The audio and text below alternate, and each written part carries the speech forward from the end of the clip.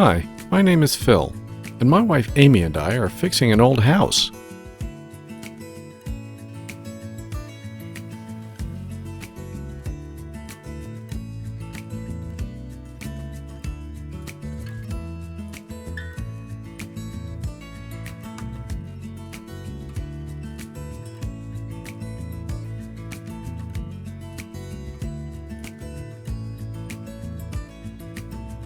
We bought this 75-year-old house in March, just as everyone was coming to terms with the pandemic, and the demolition of various parts of the house took place over April and into early May.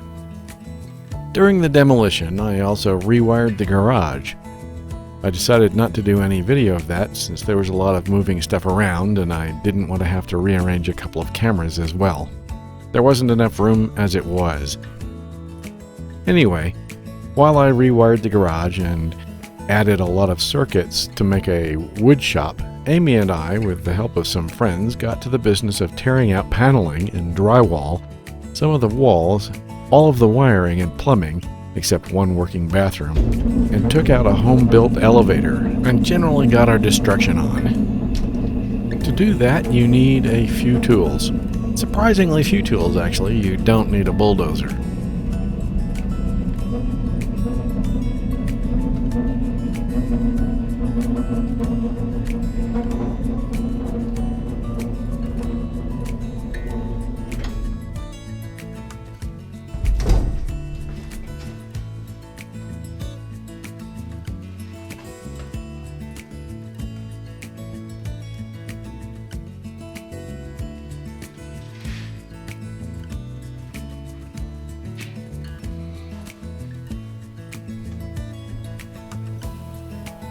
I'll get to the cool stuff in a minute, but first the more mundane.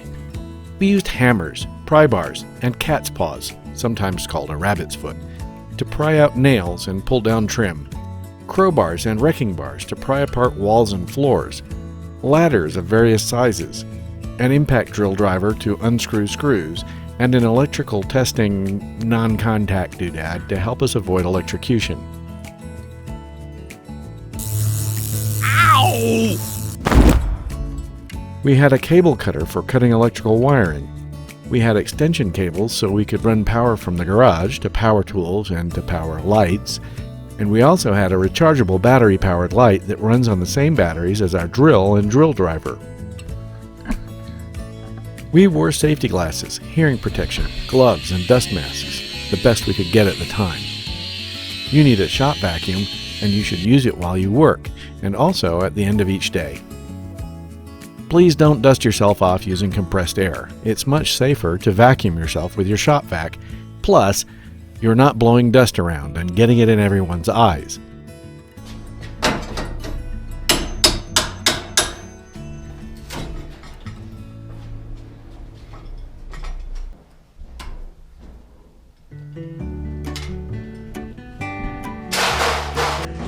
Got it?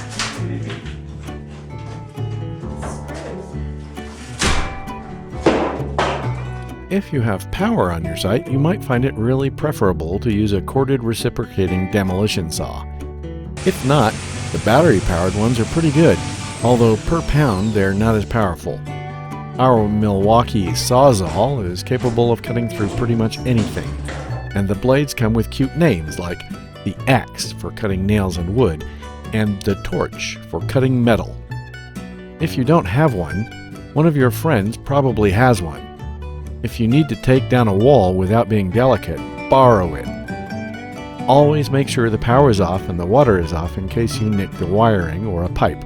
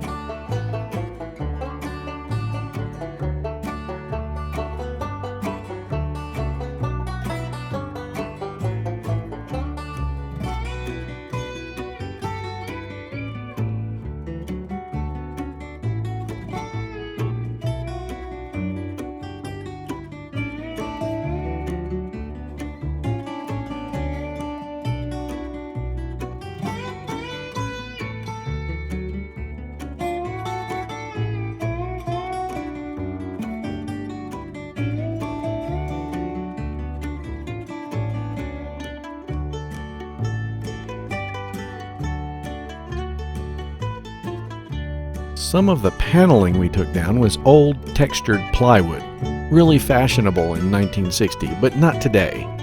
Plus it was a patchwork of different textures from repairs and different years.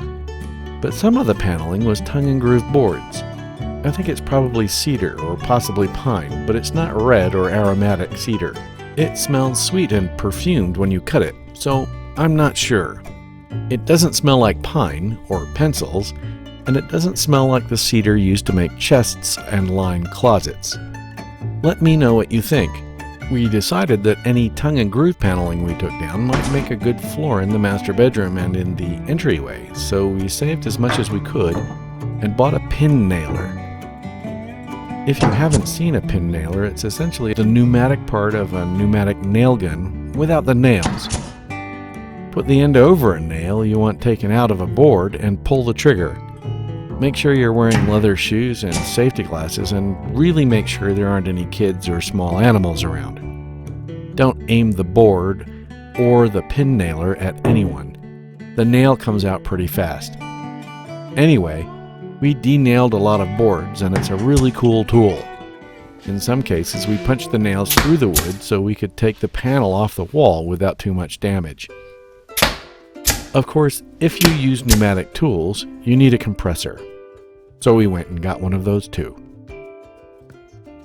Because the person who installed the tongue and groove paneling didn't nail through the groove, they nailed at the bottom, middle, and top across the width of each board, we cut across the top below the line of nails using a small circular saw set up with an offset or flush cutting blade.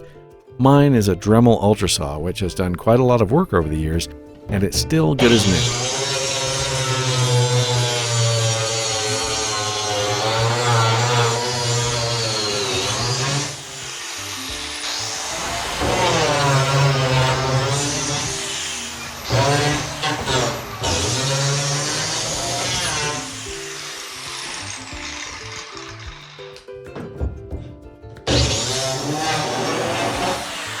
The old Metabo grinder was quite a heavy beast.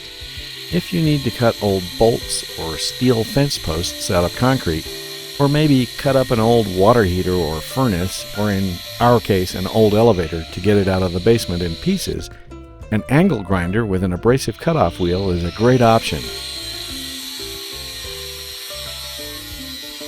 Make sure you wear eye and hand protection, and although sparks are thrown away from you if you use it correctly, they tend to bounce off things and come back at you.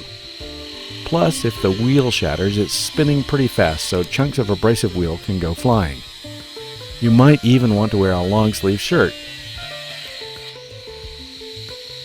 Here are a few things I've noticed over the years.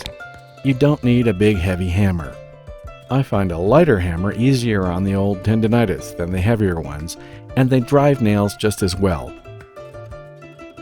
Not all hammers have a sharp enough nail pulling claw.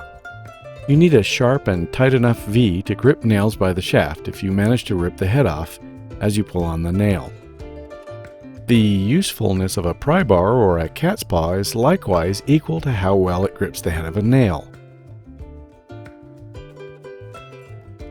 Despite what some folks say, I have a couple of hickory-handled hammers, and in my opinion, modern steel-shafted hammers with rubber handles do a much better job of reducing the jarring impact to your hand. I have a few more observations about hammers. The hammer on the right is a framing hammer. It is heavier than my claw hammer. That means it's heavier to swing, but a skilled carpenter can drive a framing nail in a few swings. It has a straighter claw, so I find it much harder to find a good angle to remove nails. It also has a dimpled or cross-hatched face on the head of the hammer to reduce the likelihood of it slipping off the nail as it strikes. I don't use it much. I'll show you what I'm using for driving framing nails in an upcoming video. Next to that are 3 short sledge or club hammers, and in the middle of them is a soft mallet. If you're doing a lot of demolition, you might find a sledgehammer useful, especially if you need to do something like chip at some concrete with a cold chisel. Don't ask me how I've ended up with all of these. They just seem to get left when people sell you a house, along with one of those digging bars and a dead cactus in a pot. I actually have another 1 or 2 of those short ones, plus a couple of long-handled ones in the shed. If you enjoyed this video, or even if you stared at it in horror, unable to look away, please like and subscribe. And don't forget to click on the bell next to the word subscribe so you get notified when I upload another video. Thanks for watching.